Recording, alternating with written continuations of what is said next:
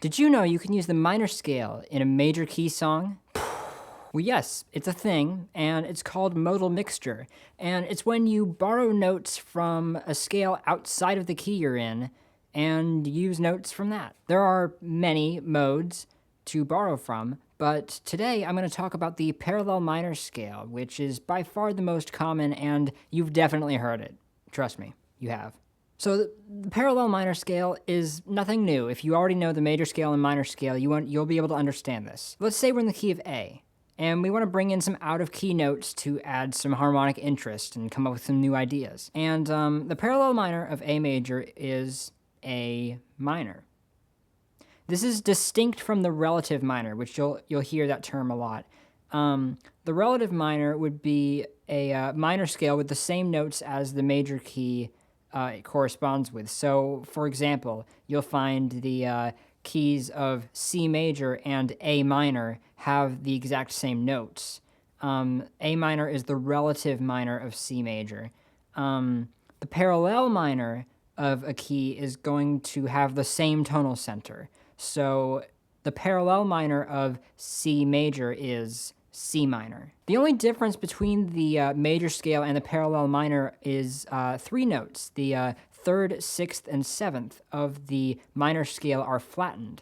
So if we were in the key of A and we wanted to use the parallel minor scale, we could bring in the flattened 3, 6, or 7 degrees of the scale and use those notes for some really interesting effects. Now, this is used in all genres of music, but it's really at home in rock and blues music. Here's a song from NASCAR Arcade, which uses the flat 7 from the parallel minor scale very heavily throughout the song.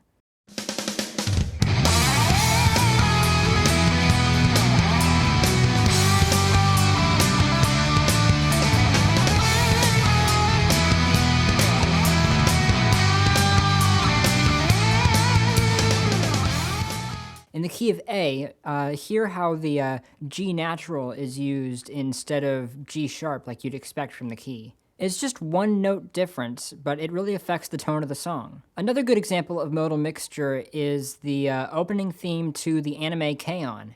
K-On! Is an anime with a lot of classic rock influences and homages. And so it only makes sense that the opening theme would be written with some of those techniques.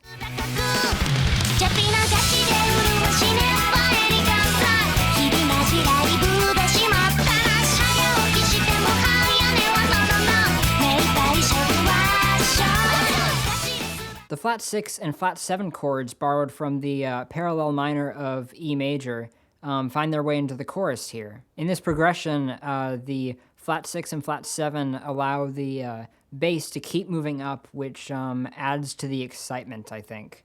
I think it's a little bit difficult to describe what the parallel minor scale sounds like. You may be familiar with minor scales sounding a bit sad, but when they're kind of interspersed with major scales like this, I think they'd really take on a whole new character. To me, I think the best word to describe the parallel minor is cool.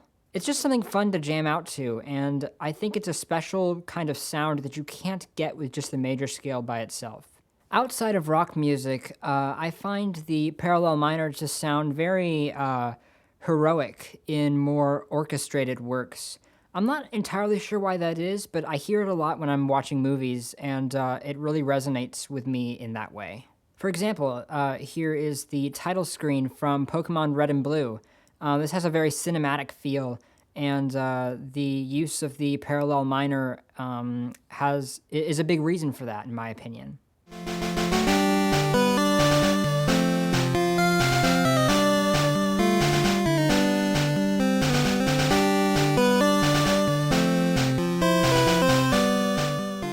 Here in the key of G, it heavily borrows the flat 7 from the parallel minor scale of G, which is just G minor. We're taking that F natural from the scale and applying it here. It just goes to show that the same scale or technique can have very different sounds when applied to different sets of instruments and different arrangements. So that's modal mixture.